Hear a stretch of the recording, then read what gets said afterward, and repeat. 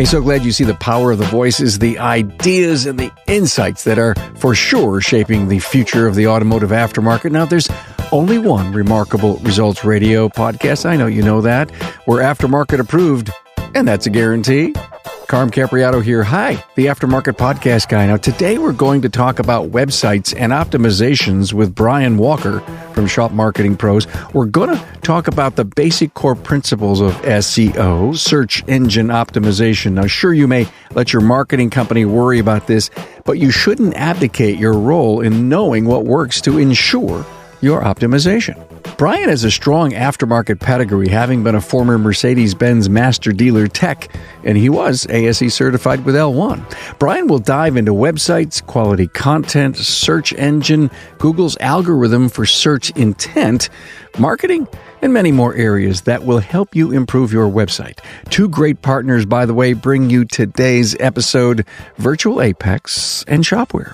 You know, the Virtual Apex experience is offering free technical and management training for shop owners, technicians, and service advisors. This training, which is valued at hundreds of dollars, will be held November 3rd through the 5th, 2020. Now, don't miss it and make the smart move. Get it on your calendar and go register, because registration's required, and it can be completed on the web at aapexshow.com/register.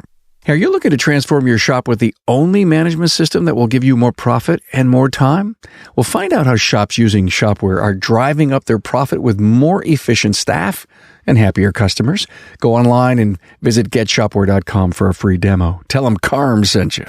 Hey, the key talking points for this episode with Brian Walker are at remarkableresults.biz/E580. And then the people that are really they are adamant, I'm not going to do it. I'll tell them, put a $50 bounty on any video that your technician will do for you. And the technicians will start doing videos, I promise.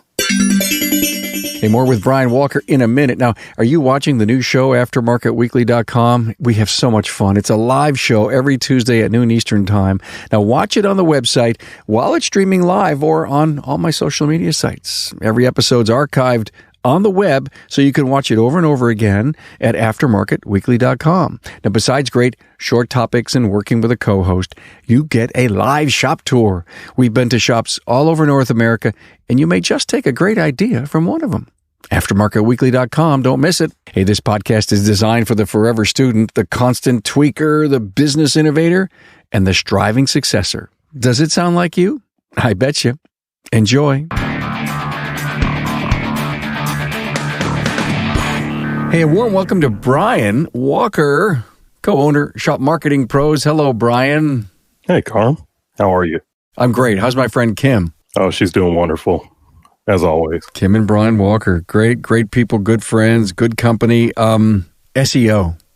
Oh, dear. I just had someone tune out. They turned off the podcast player because they don't want to hear anything about SEO, and it's something that they really need to know about. And if they're not doing it, then the company that's doing their marketing for them and doing their website stuff for them, and they talk about SEO, at least I think you could come to this episode and learn a little bit about it and the critically importance. You know, I guess I've always been a person, Brian, that says, wow, this is a way for me to trick the search engines. Yes, and there was a day and time when that was the truth. That's what SEO was all about, was about tricking the search engines. I was listening to a podcast recently from someone who was doing SEO back in the 90s. And at that time, it wasn't even known as SEO. What they found was if you could get more links back to your website, then your website would rank higher. And that's all that you had to do. It didn't matter the quality of the links, where they came from, anything like that. The person who had the most links won. So they were writing scripts that were automatically building links that were coming back to their website. And they were literally tricking the search engine because they were building all of these links that came unnaturally, getting the most links, and they won.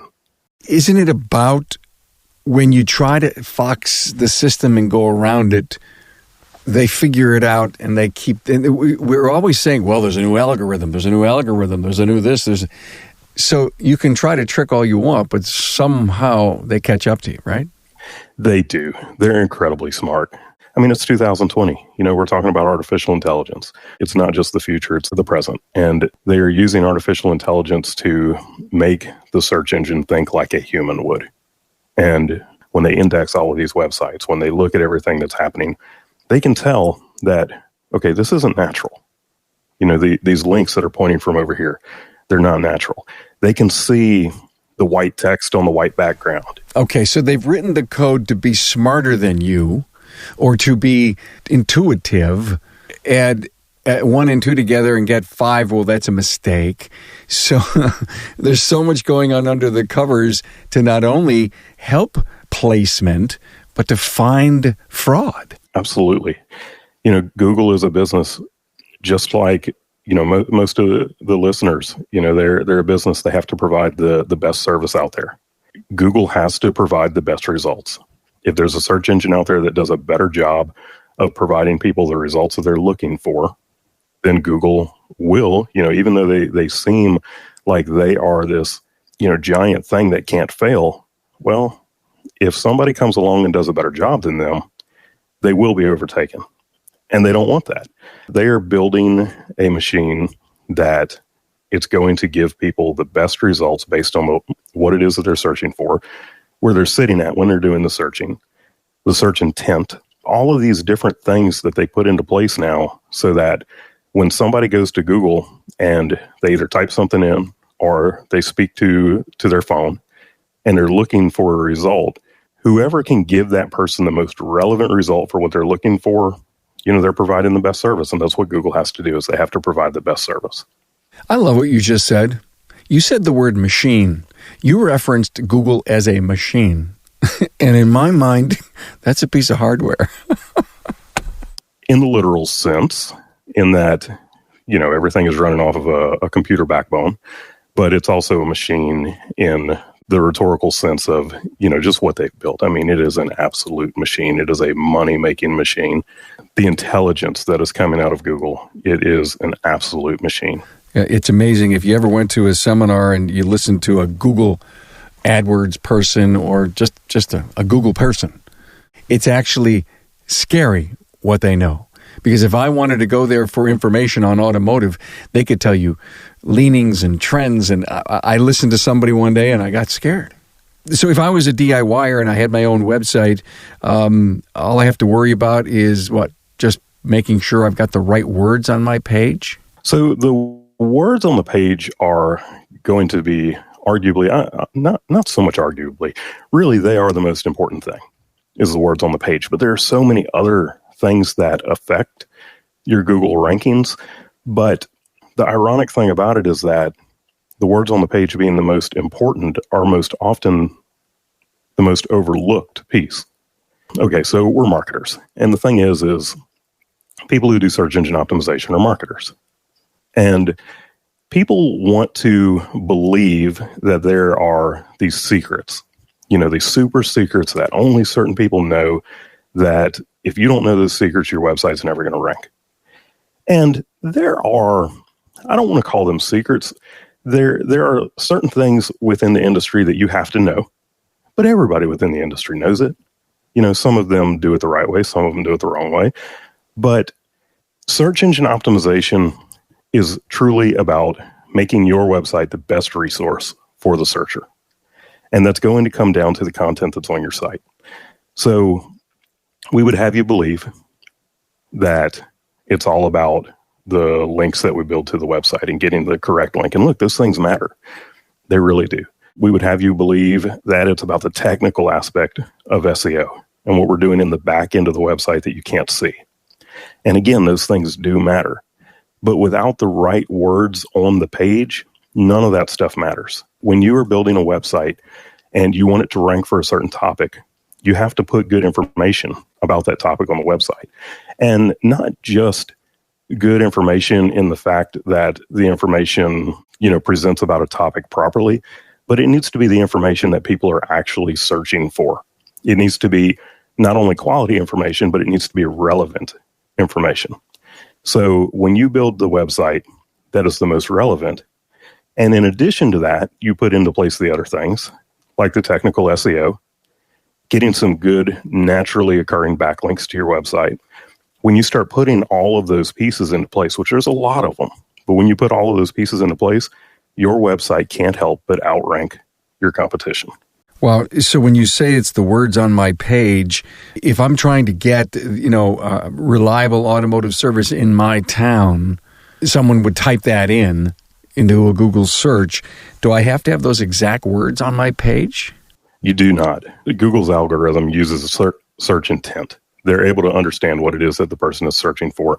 Now, I talk about this a lot in that people search for mechanics. They don't search for technicians. So I can write a website that's all about technicians and write one that's all about mechanics. And the one that's about mechanics is going to perform better because more people are going to be searching for that. But Google also understands that if somebody is searching for an auto repair shop or they're searching for a mechanic, they're really searching for the same thing. Like I can make a website rank for the term mechanic by using the term auto repair shop. So I don't have to go fill a page full of the word mechanic to get it to rank when somebody is searching for that. I'm with you. And, here comes my intuitive questioning. My car just broke down, or it's making all kinds of noise. I'm in my driveway. I'm sitting there in the driver's seat. I take out my phone and I key in car repair near me because I'm sitting in my car. If it's a truck, I say truck repair near me. If I'm indifferent, I may say auto repair shop near me. Do all of those car, auto, vehicle need to somehow be present in the website? No, not necessarily. And so when you're writing your website, it should be written naturally. So, naturally you're going to use words like vehicle and car and truck and those certain things. If the only word that I used was car throughout the website, that probably wouldn't be a very natural way of talking about the business that you're in, unless you are an auto repair shop that specializes in cars and doesn't work on trucks or SUVs or minivans or any of that kind of stuff. And in that case, it might naturally come across when you were writing it, but that would be incredibly rare, that you would find something like that. So again, it comes down to search intent. It comes down to artificial intelligence. If I tell you the word vehicle, then you understand that could mean a car, a truck, a minivan, a motorcycle, all of these different things. And just like you understand it, Google understands it. The algorithm understands it. The machine literally understands it. The machine knows. I love it. I love it. Hey, Carm here. And coming up, Brian says video is king and what you should do about it. Hey, Carm here. Now, did you know that the virtual Apex experience going on November 3rd through the 5th, 2020 is free? Well, that's right. The technical and management training that you typically pay hundreds of dollars for to attend is free. Now, even better, your entire crew can take part in the training, and it's still free. Training? Well, it's geared toward shop owners, technicians, and service advisors, and it's for all levels, beginners, intermediate, and advanced. And that's only part of the virtual Apex experience. You'll also be able to get additional training from exhibitors including Drive, Garage Gurus, Autel, Bolt-On Technology, Bosch, Hunter, Kukui, and Napa Auto Care, and see a bunch of 20 to 30-minute product and equipment demos inside of Joe's Garage. And when it's time to talk products and conduct business, you can meet one-on-one with exhibitors, virtually, of course. Even though the virtual Apex experience is free, you'll still have to register. To get started, go to aapexshow.com/register. Well, I hope to bump into you at Virtual Apex. Auto repair is a high-dollar, high-value transaction, and your customer sensitivity about how much it costs and why is never more important than when you ask them to pay the bill. While these conversations can sometimes feel awkward or uncomfortable, it's important that you don't fall down and cheapen your services at the final step. Shopware's shop management platform now offers a solution that helps you showcase the value and sophistication that you've invested throughout the repair. With our innovative digital workflow, customers can review, approve, and even pay for services right from their smartphone.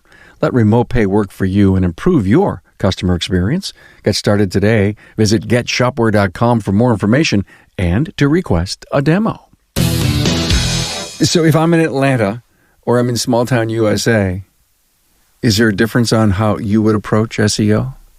Yeah, it's going to be an incredible difference. I was doing a SEO audit on a website yesterday, and this was for a small town. One of the very first things that I do if I'm going to do SEO on a website and I don't know the area, I'll go look for the population of the town that auto repair shop is in. And I looked it up, and it was about 4,800 people. And I did a search for auto repair shops with the city name, and I looked to see what came back.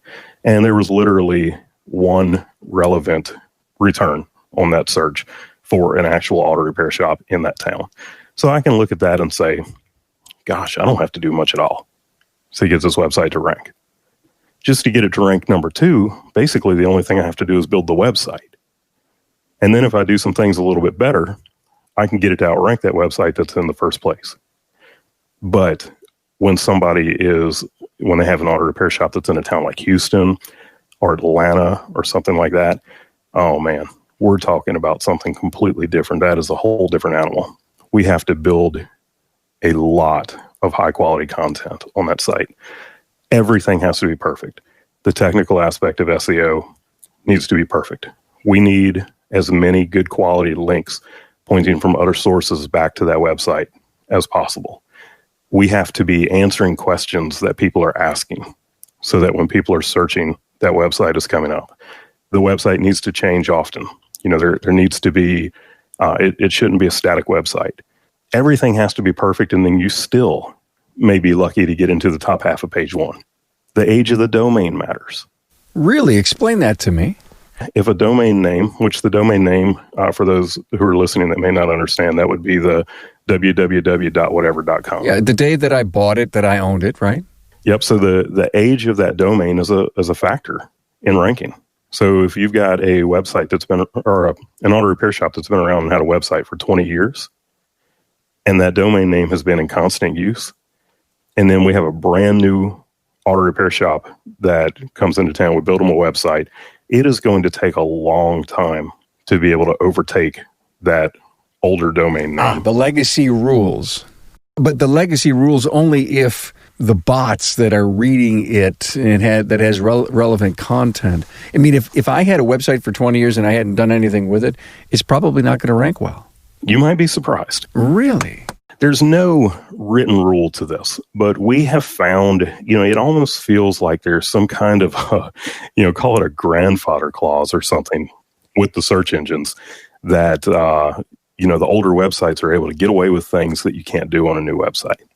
When I built the website for my auto repair shop back in, this would have been around 2004, 2005, I literally put the names of all of my competitor shops on my website in white text on a white background. If I did that today, Google would take what's called a manual action against me. They would penalize my site. They would take it out of the index. They would say, this guy's cheating. He's trying to trick the search engines. And a manual action is something that's incredibly difficult to get undone. At that point, I might as well throw away my website and start over with a new domain name and a new website. You got blackballed. Now, this didn't happen to me, but I'm saying if I did that today, that's what would happen. Back then, it worked. It worked really well. Let me go back to what you said. You've got to change your website often, but if I have a 20-year-old website I haven't done a thing with, it still has staying power because of its age? Yeah, the age of a website absolutely matters when it comes to search. When you've got that person that you're trying to overtake, that auto repair shop that's been around forever, and they've had a website forever, and you're sitting there in the second spot on page 1, and they're in the first spot on page 1, and you're looking at everything, and you're beating your brains out saying, why can I not overtake this site? Because everything that you're doing is better. But what if they're closed? They never pulled it down. They're closed. I mean, there's been no interaction, no activity, no visitation. Doesn't that apply at all? I'm going to have to say I don't know the answer to that. I haven't run across that one yet. I've run across the shops that are still open, still in operation. Their website is still up. When you look at everything, there's absolutely no reason why you're not ahead of them. Now, I would think, because Google My Business is a big part of this. That is what we used to refer to as local SEO, and local SEO and just regular old SEO have the lines have blurred between them. But your Google My Business is probably going to be marked closed at that point. Because even if you don't mark it closed, somebody can go make a suggestion on the Google My Business to say, this business is no longer in operation. And if you don't go in and tell Google, wait, we are still in operation, because you'll get a notification of that, then they'll look at it and say, okay, they're closed. And there's a very good chance, and we don't know how the algorithm works. They don't tell us.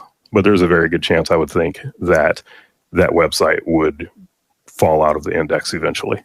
Good discussion. I appreciate this. Now, you and I were speaking, and you said that, Carm, you can break SEO down into 2 categories. What are they? So basically, it would be the things that you do on your website to make it rank better, and then the things that you would do on someone else's website to make it rank better. Interesting. And that is basically the links that are going to be coming back to your website. So, on your own website, you're going to create really good, high-quality content. And that's so important that there are tools out there now that will analyze your competitors' websites, and it'll tell you how many times the keyword is used, how many words are on the pages, how many inbound links they have, how many outbound links they have. It will analyze the content, and it will tell you these are the things that you need to do to your website to be able to outrank your competition's website. And it's only a part of just one piece of the puzzle. That is your content itself, which again, most important thing is the content of your website. But it doesn't take into effect all of the other things that we do. So you've got that. But then on other people's websites, you want to have good links that are coming back to your website. And in a perfect world, you want them to be from very relevant websites. Now, it's easy to go get a lot of the links that you need. Like if you're a member of your Chamber of Commerce, one of the very first things that you should do is go to your Chamber of Commerce's website, go click in the member directory, and see, do they have a link under your listing? The other thing you want to check for is to make sure that all the information they have on your business is correct. The name, address, phone number, it needs to be stated exactly as it is everywhere else. And that's really important when we're talking about the things that we do on other people's websites. You would have links, and then you would have what they call a citation. And a citation is simply going to be anywhere that has the name, address, and phone number, at least that information. They may have a web address, they may have business hours, they may have pricing information, they may have pictures, but for it to be considered a citation, it's got to have at least the name, address, and phone number. And you want them to be exactly the same. So if your business is Peak Automotive LLC, and you use the LLC in one place, you want to use the LLC everywhere. If my business was on Main Street, USA, it was 123 Main Street, and I put in ST period in one website and STRRET in another, that's not good. That is not good. You want to use it the same place everywhere. And there are some places that you can't because some of the big directory sites, Yelp, Merchant Circle, yellowpages.com, they will dictate how they're going to use the formatting. So, if they may abbreviate everything ST, and you can't affect that, but you want to get it as close to 100% as you can. Getting those citations from other sites back to your website, getting links from other websites back to your website, press releases. When you send out a press release and somebody posts that on their website and they're talking about your business, all of these are things that the search engines are able to look at that build this big web with your business at the center of it. And you want all of it to work together as well as it possibly can. There's SEO that you don't own on your own website. There's SEO that you do on other people's sites to affect your own website.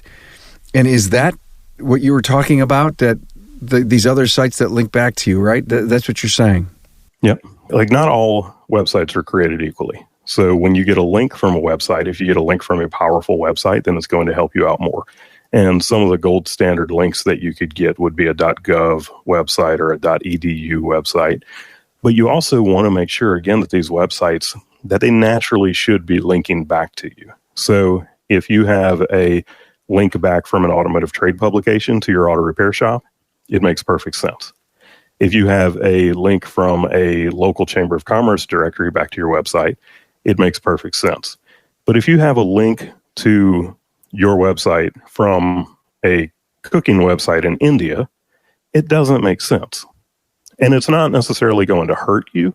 It's just that you want the links that are coming back to your website to be something that should naturally occur, something that it makes sense for the link to be there. You know, we're in the automotive business. DIY, do it for me. Is SEO and website stuff something that you could really do on your own? And does the software that manages or works with your website, does all that matter? Yeah, it does. So to answer the first part of your question about whether or not this is something that someone could do on their own, it absolutely is something that someone could do on their own. Now, is that going to be the best time, the best use of your time as an auto repair shop owner? Maybe, maybe not. When you're getting started and you don't have a shop full of cars and you have, some additional time, then of course you want to spend some time doing some of these things that can help you out. Later on, when you're the typical shop owner that's running around like with his hair on fire, you probably don't have time to do these things. So we work with a lot of shops doing search engine optimization for them and, all of their marketing. And one of the best things that a shop can do for us, we're not there. We're not on premises with them. We don't know what's happening on the day-to-day in their shop. And one of the best ways to do search engine optimization is by creating good content on your website. And the best way to create good content on your website is to answer questions that your clients would have. When you get a question often in your shop, and there are going to be things that you'll get these questions so often that you won't even think about it. You need to really put the time into thinking about what are the questions that we get asked a lot. To turn around and take the time to answer those questions. And you can answer them in a multitude of ways. You could do it on video. You could do it in a blog. If you really think about it, the questions that you're answered most often, you're probably typing the answers into an email multiple times per month anyway. If you can answer that question in a video, in a blog post, something like that, it's actually going to save you time in the future because instead of having to rewrite the whole thing, you could either copy it and paste it, send the person a link or something like that, and then they get the question answered. But at the same time, when you've answered that question, it's actually helping you now. It's helping your website to rank better. And I promise you, at an auto repair shop, you could come up with at least 2 or 3 questions a week that you could answer and have an incredible source of content that's constantly building on your site. I get it. To me, this is a big takeaway here, okay? This is good.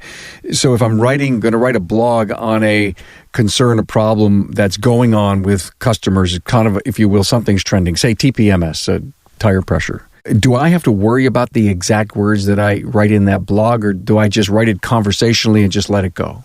Yeah, you just write it completely conversationally. I lost a lot of people when I said write a blog. I lost probably even more people when I said get on video, because people are afraid of doing these things. But what a lot of our clients will do is they'll take out their phone, turn on video, and they'll shoot us a video, like us at Shop Marketing Pros. And then we'll take all of the information that they give us in the video, and we'll turn that into a really nicely written blog post that can go on their website.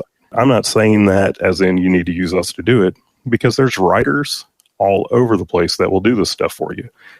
If you don't feel like you're a good writer and don't want to write a blog post, or if you're not comfortable on camera, all you have to do is just use your camera, because that's the fastest way to get the information to the writer, who's then going to turn it into a blog post. But because the information came from you, it's going to have your ideas, your thoughts. Give me 30 to 50, 60 words. I'll turn that into a blog post of a couple of 100 words as an example. And when we get it up and on your site, that is really going to help in SEO ranking.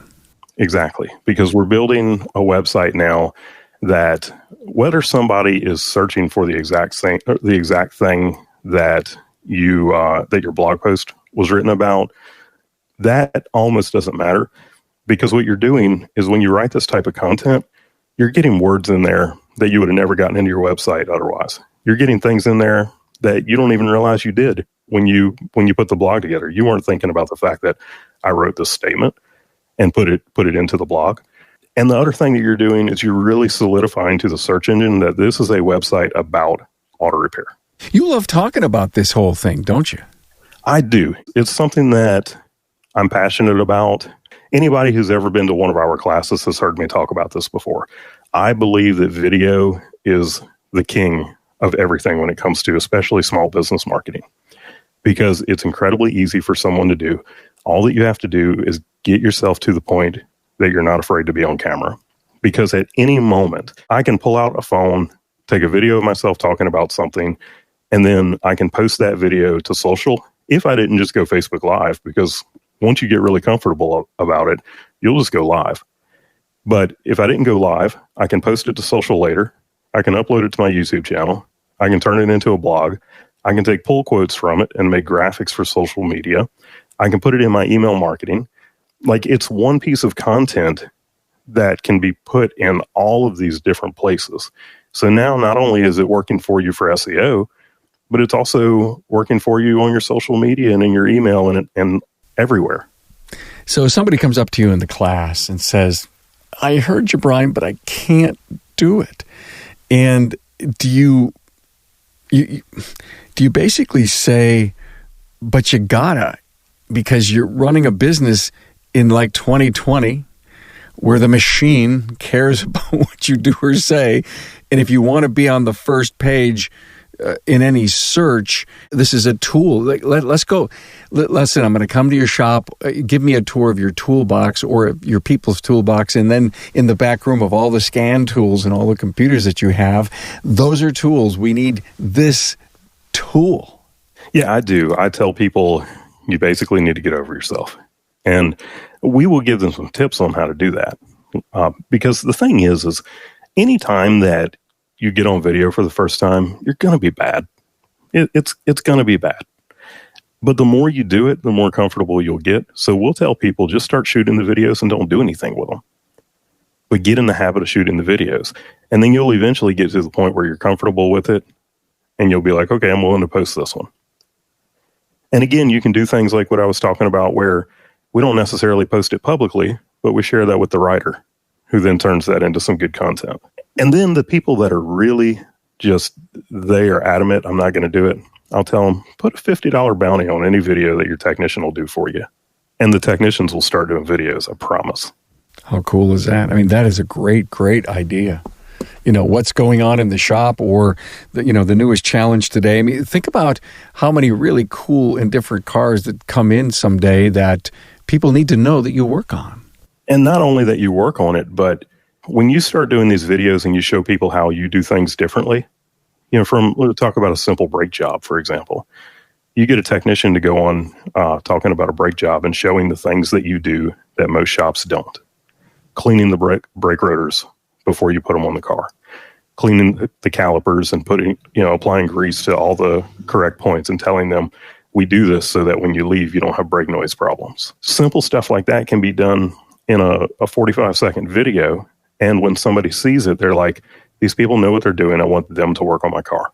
Your point is that we take everything that we do to the nines for granted because we are a quality shop, that we do have a quality control process, that our client has to have the best work they can get anywhere.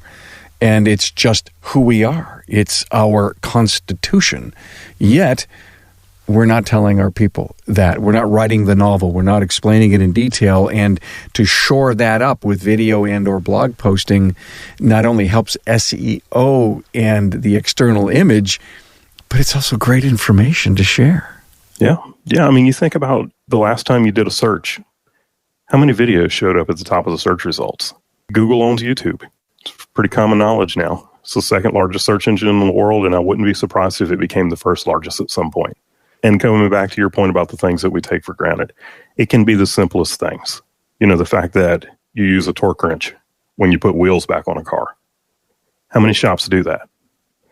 In the dealership that I started out in, our service manager, he ingrained that into us. We didn't use torque sticks. We didn't use impact wrenches. We used an actual torque wrench and torqued every lug nut on a car. And something like that, I mean, as a technician, I was a Mercedes tech for 17 years.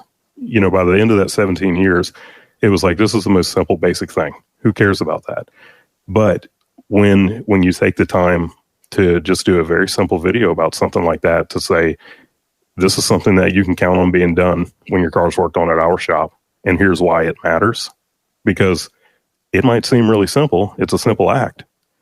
But it very much matters when you're working on a car that you're using a torque wrench and not an impact wrench putting the wheels back on. You're incredibly humble. You were an ASE certified L1. You and Kim both owned Peak Automotive in Apex, North Carolina, recognized by Motor Age as a top 10 shop twice. And now you're out helping shop owners with shop marketing pros. You know, the lesson on SEO I know could go on for 2 hours, but I love the essence and the great ideas you brought to us. And I believe we all can get an idea or two or kick up our discipline a little bit in understanding the things that we need to do as an owner to either feed the beast good and right and smart information either on my own or with a company that does my marketing. Absolutely. It's important. And it's something that in this digital world that we live in, it cannot be overlooked. Wow. Well, thank you so much. I'm a little closer, I think, even for my own world in what I need to do to improve ranking and my own SEO. Brian Walker, co-owner with Kim Walker in Shop Marketing Pros. Thanks, man. Appreciate you being here. Thanks for having me. Thanks for being on board to listen and learn from the premier automotive aftermarket podcast. Until next time.